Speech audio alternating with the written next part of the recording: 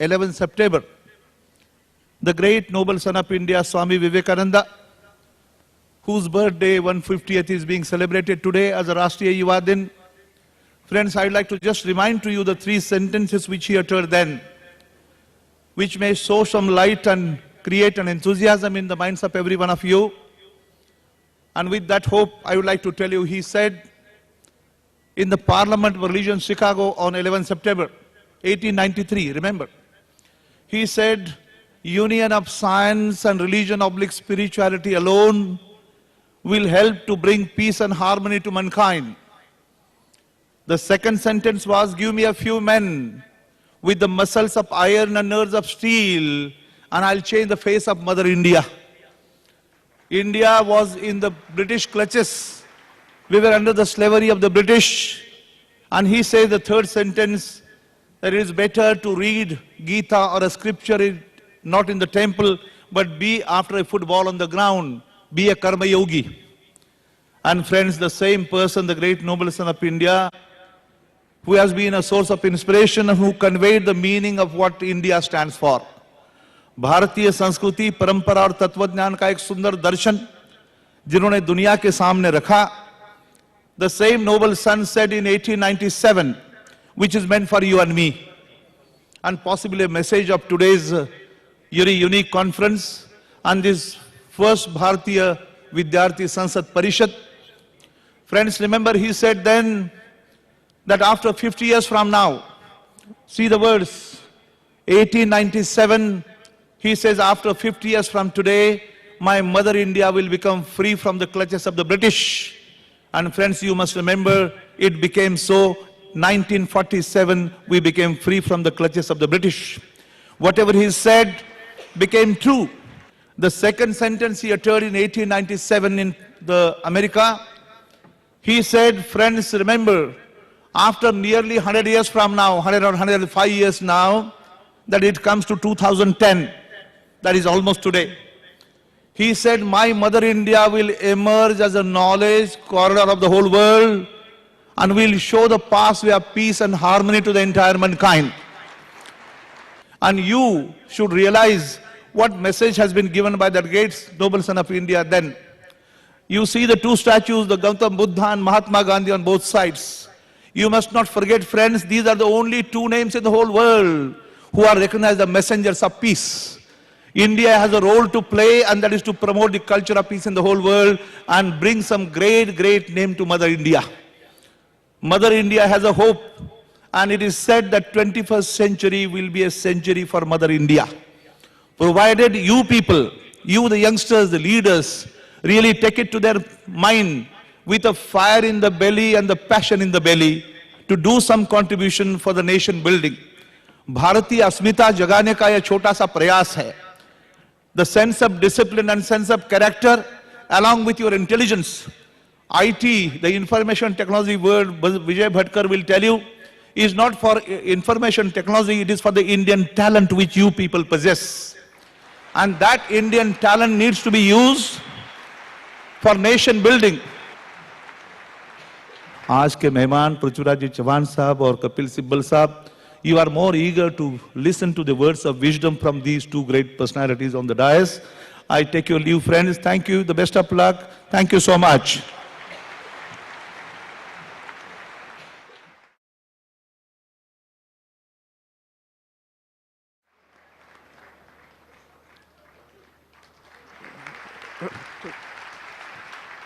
Well, make it up everyone. Parliament और Indian Student Council अब कुछ बात करेंगे. Thank you, sir. अब कुछ बात करेंगे.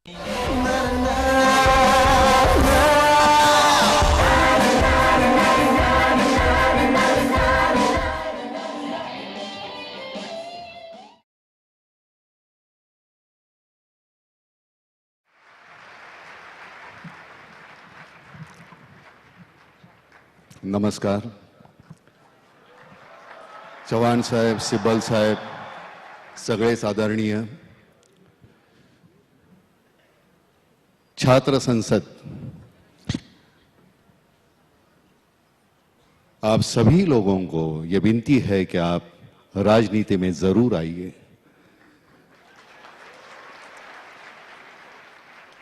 इस विनती की जरूरत नहीं है क्योंकि आपको आना ही पड़ेगा। हमारे इर्द गिर्द जो घट रहा है, आपको कोई चारा नहीं है, दूसरा आना ही होगा।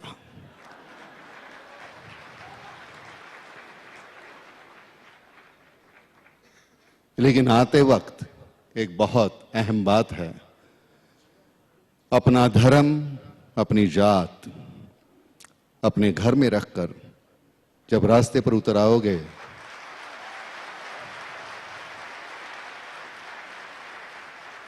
तो सिर्फ भारतीय होकर रास्ते पर आइए। अगर अपने जात धर्म को लेकर राजनीति में आओगे तो आपकी जरूरत नहीं है, क्योंकि वैसे भी धांधली और घपले हो रहे हैं जात के नाम पर। आना है तो ये जरूर, सभी आप मेरे बच्चे जैसे हैं। विनती करता हूं, एक बाप होने के नाते मैं आपसे दरखास्त करता हूं या ताकीद देता हूं आपको, समर्पण की भावना अगर नहीं है आप में तो राजनीति में मत आइए। एक लंगोटी पहन के आओ, मरते दम उस वक्त भी आपके शरीर पे सिर्फ वो लंगोटी ही होनी चाहिए, दूसरा कुछ नहीं। हर साल अपनी जायदाद कितनी है ये अनाउंस करना नहीं पड़ना चाहिए, आपकी जायदाद वो लंगोटी ही रहेगी।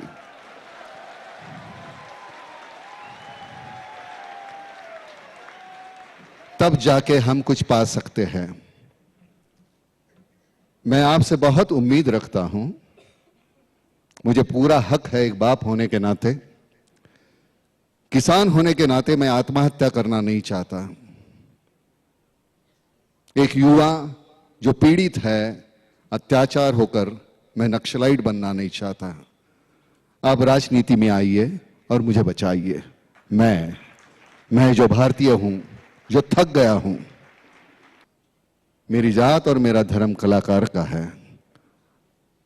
राजनीति में आते वक्त आपका धर्म, इतने लोगों की कुछ देना है आपको, आप देना लगते हैं। आपको हम बुला नहीं रहे, ये आपकी जरूरत है, इसलिए आप आओगे।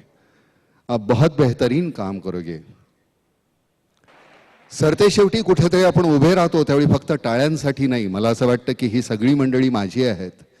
त्यामुळे लक्षात ठेवा, एरवी सिनेमात बोलताना सगळं संभाषण दुसऱ्यांनी लिहिलेलं असतं, इथे असताना हा मी माझा आहे। याच्यातलं चूक ही माझंच आणि बरोबर ही माझंच। पुन्हा एकदा सांगतो, जात हा कॉलम ज्यावेळी आमच्या देशातून पृथ्वीराज साहब, सिब्बल साहब, हमारे फॉर्म में कॉलम जो जात का है जिस दिन निकल जाएगा, मुझे लगता है हम बहुत तरक्की कर पाएंगे। धन्यवाद।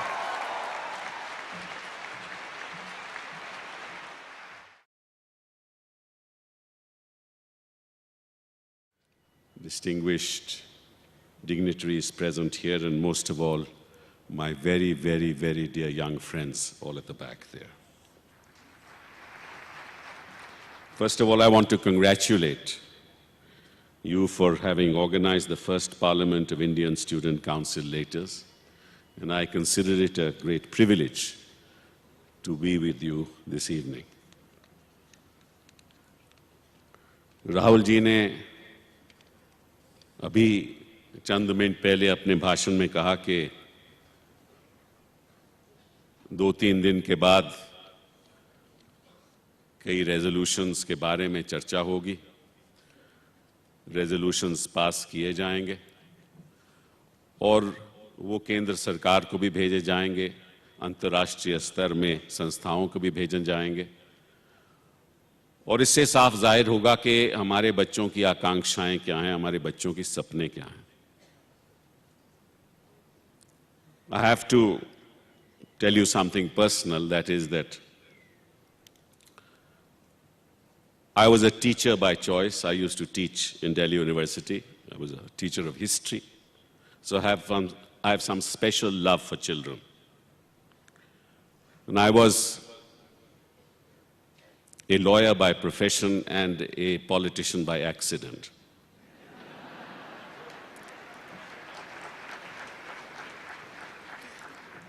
लेकिन राहुल जी, आपके रेजोल्यूशन जब पास होंगे उससे पहले मैं बता सकता हूं कि हमारे बच्चे यहां चाहते क्या हैं। इनके छोटे छोटे भाई होंगे, छोटे छोटे बहन होंगे, स्कूल जाते होंगे। पहले तो ये चाहते हैं कि उनके जो बस्ते से बाहर हैं वो कम हो। इनके भाई बहन स्कूल में पढ़ते होंगे और रोज एग्जाम देते होंगे। इनके सपने हैं कि वो दिन कब आएगा जब ये एग्जाम का जो हुआ है वो खत्म होगा। ये बच्चे चाहते हैं कि हम अगर कलाकार बनने चाहें तो हमें भी डिग्री मिलनी चाहिए, जैसे कि सीबीएसई में मिलती है। हमें तबले बजाने की डिग्री बननी चाहिए, सितार बजाने की, सरोद बजाने की। अगर मेरे जो मैथमेटिक्स और म्यूजिक में इंटरेस्ट है तो मुझे वो रास्ता मिलना चाहिए जैसे मैं अपना सकूं। अगर मैं टेक्निकल चीजों में मुझे दिलचस्पी है तो वो भी मुझे रास्ता मिलना चाहिए, ताकि मुझे कोई इंजीनियरिंग की डिग्री या डिप्लोमा या सर्टिफिकेट मिले। कलाकार बनना चाहिए तो वो भी शिक्षा के द्वारा मुझे डिग्री मिलनी चाहिए। तो ये ढांचा कब बदलेगा, ये इनके सपने हैं। जब ये कॉलेज जाएंगे तो ये भी इनके ये सपने रखते हैं कि मुझे जो भी मैं कोर्स पढ़ना चाहूं उसकी सुविधा होनी चाहिए, और अगर मैं अलग अलग कोर्स पढ़ूं तो उसको मुझे क्रेडिट्स मिलने चाहिए, और जो सरकार की दखल अंदाजी है संस्थाओं में वो बंद होनी चाहिए।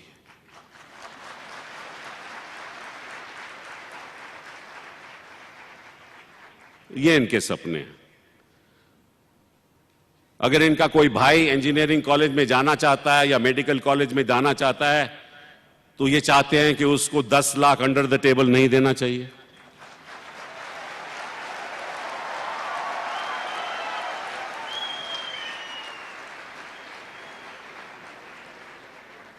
ये इनके सपने हैं। ये चाहते हैं कि अगर उनको ऐसे संस्था में ऐसी क्वालिटी डिग्री मिले जो विश्व जाने के ये क्वालिटी डिग्री है, ताकि वो विश्व में कहीं भी जाकर नौकरी कर सके। ये इनके सपने हैं। और फिर उसके बाद डिग्री ऐसी होनी चाहिए कि रोजगार मिलना चाहिए। उस डिग्री का क्या फायदा जो रोजगार ही नहीं दिलाए। सो आपकी डिग्री रोजगार से जुड़ी होनी चाहिए। तो ये ढांचे को हम बदलने जा रहे हैं। इसीलिए राइट टू एजुकेशन एक्ट हमने पास किया, और कई ऐसे बिल आज के दिन पार्लियामेंट में पेश हैं, स्टैंडिंग कमेटी के सामने हैं, और हम उम्मीद करते हैं कि स्टैंडिंग कमेटी जल्द ही जल्द वो बिल्स को पास करवाएगी और पार्लियामेंट में भेज के एक नए ढांचे के साथ, एक नए सपने के साथ हम शिक्षा का पूरी तरह से बदलाव करेंगे। असलियत यह है कि हमारे देश में 220 million children go to school. 220 million children, 22 crore. Only 14 million children reach college. 20 crore बच्चे कॉलेज जा ही नहीं पाते। तो कैसे होगा हिंदुस्तान का सुधार? जब तक हम उन बच्चों को स्कूल नहीं भेजेंगे, जब तक वो संख्या जो बच्चे कॉलेज में जाने वाले की संख्या नहीं बढ़ेगी, तब तक ना तो देश विद्वान हो सकता है, ना 21वीं सदी में भारत आ सकता है। यह असलियत है। In any developed country, the gross enrollment ratio, which is the number of children between the age group between 18 and 24 who go to college, out of every 100 is 70. Never less than 40 in any case. The gross enrollment ratio in India is 12.4. And you know how that makes a difference to the future of a country? The difference is that the real knowledge, the real wealth of a nation is in the university system. Why is the real wealth of a nation in the university system? Because all knowledge is created in the university system through research, through higher education, institutions like MIT. Now, if you don't have enough people in the university system, you don't create that critical mass of students who will then be the creators of knowledge. तो जब तक वो critical mass of students university system में नहीं जाएंगे तो intellectual property नहीं create होगी. इंटेलेक्चुअल प्रॉपर्टी क्रिएट होती है तो पैटेंट्स होते हैं. पैटेंट्स होते हैं तो इंडस्ट्री उसको पैटेंट को लेकर उसकी वस्तुएं बनाती है, वस्तुएं बनाकर उसको बेचती है और फिर उससे ट्रेड होती है. ट्रेड के द्वारा देश की वेल्थ बढ़ती है. वेल्थ बढ़ती है तो टैक्स देश को मिलता है. टैक्स मिलता है तो वही पैसा शिक्षा में खर्च होता है, स्वास्थ्य में खर्च होता है. ये जो साइकिल है ये हमें कंप्लीट करना होगा. हम महान हैं. हम ये दिखा देंगे अगले 20-25 वर्षों में कि विश्व में हम एक अव्वल देश बनने जा रहे हैं. इस देश में जो 14 मिलियन लड़के जिसके मैंने बात की जो कॉलेज में जाते हैं उनके लिए लगभग 700 यूनिवर्सिटीज हैं और उनके लिए 26,000 कॉलेजेस हैं. अगले 2 सालों में हर कॉलेज में, हर यूनिवर्सिटी में कनेक्टिविटी होगी. मतलब कंप्यूटर द्वारा आप एक दूसरे से बात कर सकेंगे, आप एक दूसरे के लेक्चर सुन सकेंगे और सारा एजुकेशन सिस्टम है वो थ्रू इंटरनेट आपके कमरे तक पहुंचेगा. अगले 2-3 सालों में हर गांव इस देश में फाइबर ऑप्टिक्स द्वारा कनेक्ट होगा. हर गांव. तो अगर आप चाहते हैं तो आपने अपने घर में बैठ के कोई भी कोर्स पढ़ सकते हो और घर में बैठ के आप अपने सबक सीख सकते हो. एंटरटेनमेंट आपके घर में होगी, आपके मोबाइल फोन द्वारा और सब टेलीविजन द्वारा. सब कन्वर्जेंस टेक्नोलॉजी आपके टेलीविजन में होगी. आप अपने अध्यापक के साथ टेलीविजन पे द्वारा बात कर सकोगे. यह अगले 2-3 साल में होने वाला है और देश में बहुत भारी परिवर्तन आने वाला है. एक रेवोल्यूशन आने वाली है, खास तौर पे शिक्षा के संदर्भ में. वो बहुत जरूरी है. अब आपको क्या करना है? अगर आपको एक वाकई में एक लीडर बनना है और नेतृत्व के द्वारा इस देश को आगे ले जाना है तो आपको 2-4 बातें सोचनी होंगी. पहली बात तो ये कि अपने संविधान बड़े ध्यान से पढ़िएगा. आपका संवैधानिक हक है कि आप कोई भी ऑक्यूपेशन को अपनाएं, कोई भी प्रोफेशन को अपनाएं. यह भी आपका संवैधानिक हक है. और संवैधानिक हक यह भी है कि अगर आप कोई ऑक्यूपेशन और प्रोफेशन अपनाते हो तो आपके साथ इक्वल ट्रीटमेंट होना चाहिए. यह भी संवैधानिक हक है. आपको अगर बिजनेस करना है तो वो कोई भी बिजनेस कर सकता है जब तक वो इलीगल बिजनेस ना हो. और ये जो करप्शन की बात है ये समाज के बीच में अंतड़ियों में जा चुकी है. ये कोई पॉलिटिकल पार्टी का मामला नहीं है, ये सामाजिक मामला है. हर चीज में ये दौड़ लगी हुई है कि मुझे कैसे ज्यादा मिले, न कि मैं कितना दे सकता हूं, मुझे कितना मिल सकता है. जब तक ये मानसिकता चेंज नहीं होगी तब तक देश कैसे आगे बढ़ेगा? हम कभी विचार करते नहीं है कि हम यहां हैं क्यों, हमारा दायित्व क्या है, किस लिए आए हैं, कहां जाएंगे. अपने आप से पूछोगे आप कि मैंने पिछले 50, 60, 70, 80 वर्षों में किया क्या? अगर उसका जवाब आप दे पाओगे ना तो हिंदुस्तान महान होगा और भारत महान होगा. असलियत यह है. तो आज मुझे बड़ी खुशी है कि यहां छात्र लोग इकट्ठा हुए हैं और एक मौका मिला है छात्र लोगों को आपस में बातचीत करने का. मैं जब छोटा था तो कॉलेज में पढ़ता था तो मन करता था कि सब कुछ बदल दूं. अगर कोई गलत काम भी करना पड़े, अगर अच्छे लक्ष्य के लिए करना पड़े तो वो भी कर दूं. करता था मन, क्योंकि वो आग थी, वो भावना थी कि हमें आगे बढ़ना है. और मुझे पता है कि लाखों छात्रों में वो आग आज भी है, वो भावना आज भी है. और मुझे उम्मीद ही नहीं, पक्का विश्वास है कि हिंदुस्तान आगे बढ़ेगा, आपके द्वारा बढ़ेगा, महान होगा और विश्व में नंबर 1 होगा. जय हिंद, जय भारत.